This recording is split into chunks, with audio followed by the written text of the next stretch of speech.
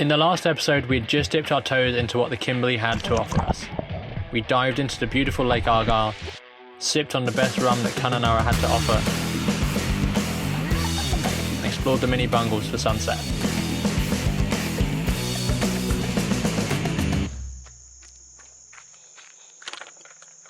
We're trying to break the myth that if you're in the northwest, you need a four-wheel drive. It's remote, raw and rugged, and one of Australia's most beautiful.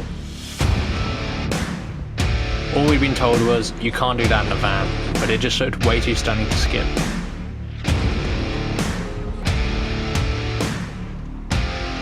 Welcome to the Kimberley in a two-wheel drive.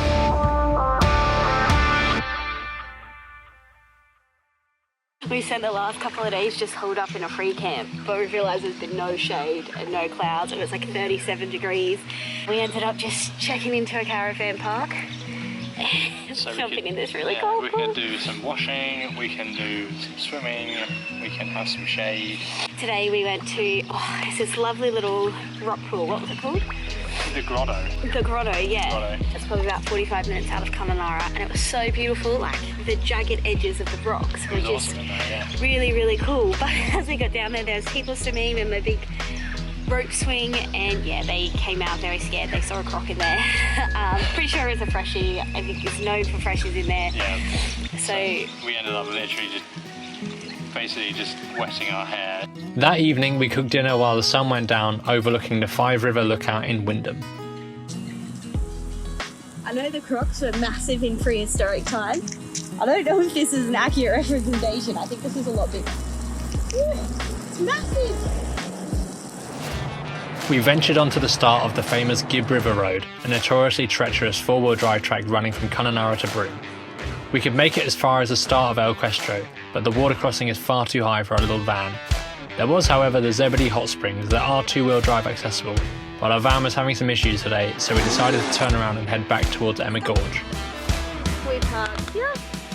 This is deeper than it looks. It's about tyre height, I reckon, maybe mid-tyre height. And then we've just got, what, do you reckon, a 5-minute walk? Not even, a couple of minutes walk.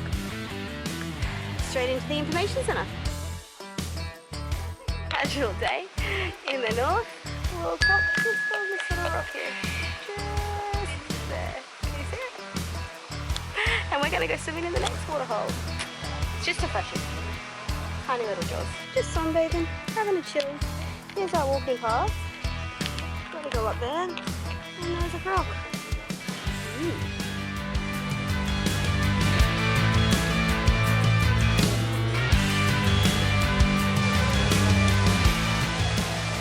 So worth it. Oh, it was so hot a second ago, and now I'm freezing. It's just colder than the pool this morning. Huh? One.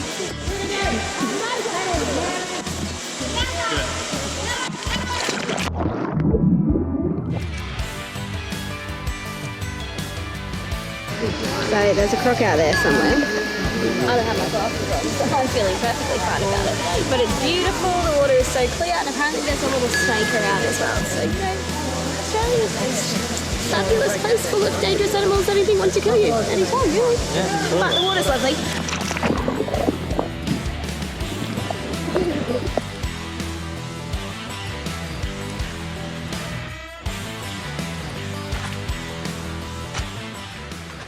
It is sweaty as muggy today. We normally get up early and do these hikes, but with all the crocs around, we like to get there when it's a bit busier. Yeah, so we're not the only ones with crocodiles. Which today, thankfully, we weren't the only ones with crocodiles. There was a small freshie, it's probably about, I don't know, this big, in the water. And we did have a beautiful dip. It was nice and refreshing in Emma Gorge. And then on the walk back, his family were like, oh, watch out, there's snakes down there. So, that's fun. Can't catch a break in Australia. How much did you just pay for that? Nearly $30, mate. Cheers. Very nice.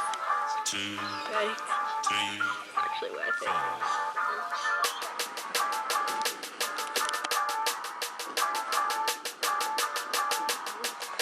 Shelley's gone the wrong way round. When will she realise? Now.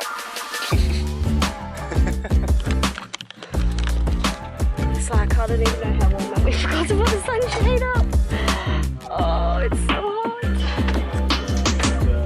Yeah, it is gonna burn your hands then. Oof. Oh, rookie mistake, those beers. Oh, I just cooled down. As we hit the highway from Wyndham through to Broome, we had quite possibly our biggest BS moment yet. Well, in true Ben and Shelley style, we've had another round of BS. This morning I popped a plugger. What can I say? They were a good pair. We only had them a few months. BS happens. But also our key has stopped working, so that's great. This metal bit is twisting, but the key isn't. So the van just stopped as we were driving. So Shelley's on the phone to RSAQ now, hopefully to get a locksmith. We can hopefully get a new key, so that would be great. So just a little update on the old key sitch. Turns out our immobilizer, we reckon our immobilizer is gone in the key, so we can't go anywhere. Shelley's currently just walking around the caravan park, trying to kind of ask anyone if they'll tow us in so we can spend the night there, and I think she's arranged a tow for us first thing. So we'll go an hour back on ourselves, and fingers crossed someone is able to fit us with a new key. Hopefully. This is the current situation. Being towed into the caravan park for the night. Future Shelley here. So we left a bit of a gap in the story here as to why we just didn't grab our spare key and call it a day. Well, for some unbeknown reason, we accidentally took our old car key with us in the van when we packed it. So when we were in Darwin, I was like, oh cool, we're selling that. I'll post the key back to my parents' house, which I did. But I didn't post the right key. I grabbed the spare key to the van, and at the time it was in transit. It had gotten to my parents' house, they'd reposted it, and we told them to send it to Broome. So we had one key, we were unable to lock or unlock the van. We couldn't leave, someone had to be in the van the whole time because we couldn't lock anything. Every time you went to start it, it just proper spun around and we could not get it to work. So it was a big mess up on my end. Luckily, we made it to the petrol station, and there happened to be a caravan park right beside it. So that was fantastic. The car just turned on and we got an extra 10Ks to get there.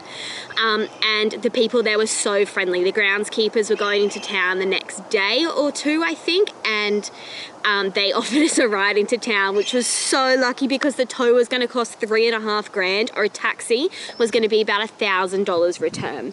Then when we got into Kununurra, one person who could fix a key in there couldn't get the right code from Ford. So basically he bodged it up for us, and we had to be super careful with it and just very, very carefully turn it on. So it was very stressful next week seeing if this bodged key would help take us the car the whole way to Broome, which was about, I think, another 1,000 Ks.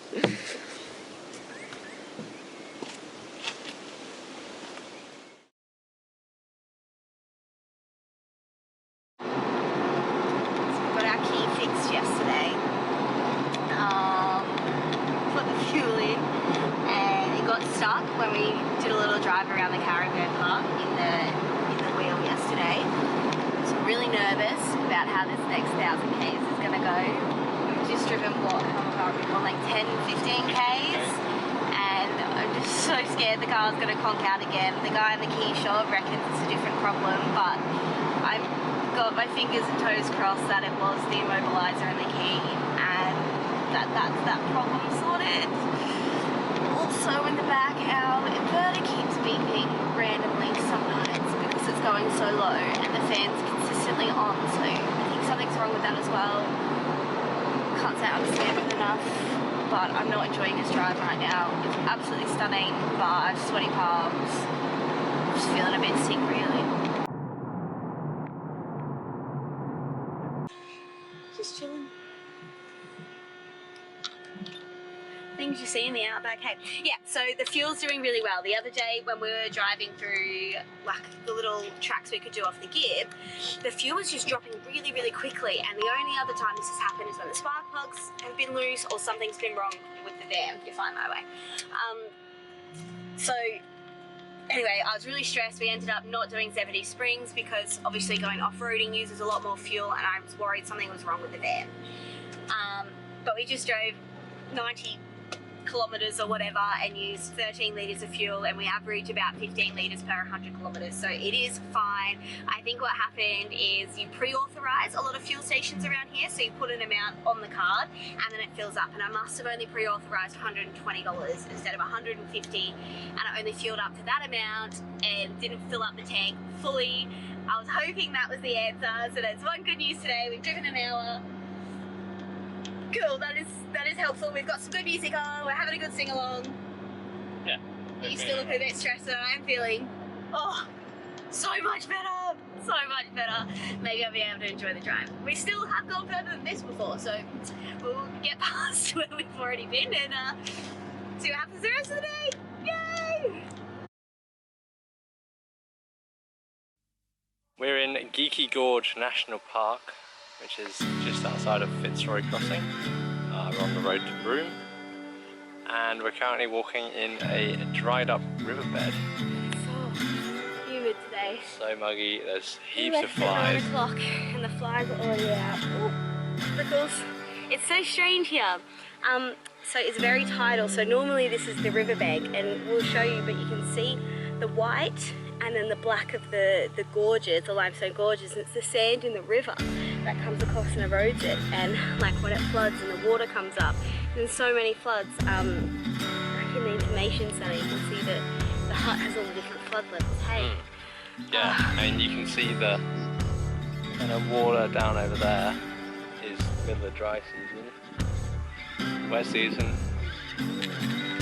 would be way up in here. Yeah, we'd be swimming right now, which would be... We need to go. It'd be so nice to be swimming. It's so muggy.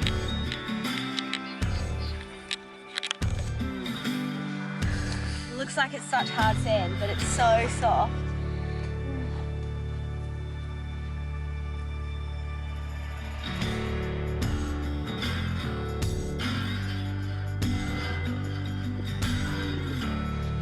So, walking along here, honestly, trudging along in the sand, when the sun comes out it creates some mirages on the sand. It just feels like we're lost in the middle of nowhere. The water's so far away, and you know in the wet season that you're completely covered in water. It's so strange, but it's only a 4K return walk. And you can start to see the gorge about a kilometre in. It's very worth it. There's also a boat tour you can do. We decided to give that a miss and just do the walk. But it's very hard in the humidity.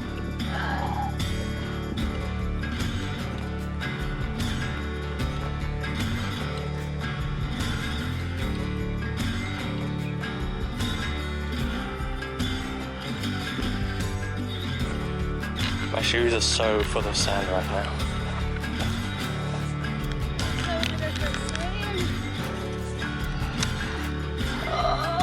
So sick of crocodiles. Oh, the water's so nice.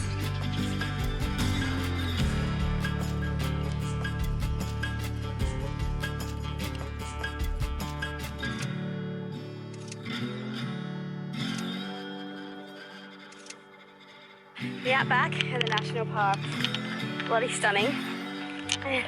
Really enjoying it for the last few days. I tell you what, the flies, humidity, and the crocs. Whew, I'm ready for the beach. So ready for the beach. I'm ready. Good thing we're close to Broome now.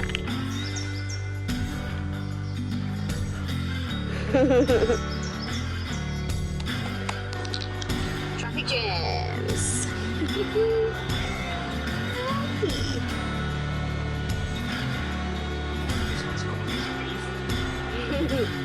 After getting our key glued back together, we carried on the road towards Broome. We stayed at a beautiful cliff-top free campsite where we enjoyed a drink watching the sunset.